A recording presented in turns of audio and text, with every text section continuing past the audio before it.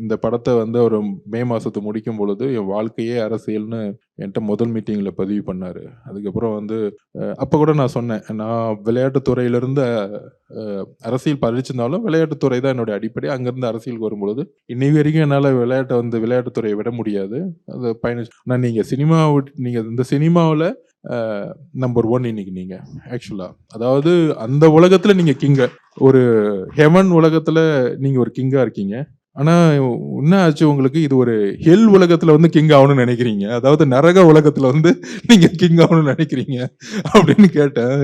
அப்ப என்ட்ட பதிவு பண்ணது என்னன்னா, இல்ல எனக்கு வந்து எனக்கும் 20, 25 வயசுலயே அரசியல் பத்தி ஒரு சிந்தனைகள் வந்து வர ஆரம்பிச்சுருச்சு. அ அ அதுக்கான ஒரு தாட்ஸ் வந்து வர ஆரம்பிச்சுச்சு. அதுக்கான திட்டங்கள யோசிச்சுட்டே இருந்தேன். அ இது கரெக்ட்டான டைமு. அப்போ வந்து நம்ம நடிச்சுட்டே வந்து பண்ணோம்னா, மக்களுக்கான நம்பிக்கைய நம்ம உருவாக்க முடியாது. ஸோ அதனால தான் நான் வந்து நம்பர் 1 இருந்தாலும் எல்லாத்தையும் தூக்கி போட்டு, இதோட மே மாசத்துக்கு அப்புறம் எனக்கு வந்து சினிமாவே இல்ல. அதுக்கான தொழிலும் கிடையாது. அதுக்கான பொருளாதாரமும் கிடையாது. நம்ப வந்து கொள்கை ரீதியான ஒரு உண்மையான அரசியல உருவாக்கணும்னு சொல்லும்போது தான் நான் கனெக்ட் ஆனேன். ஸோ அதுக்கான பயணத்த வந்து ஆரம்பிச்சுட்டோம்.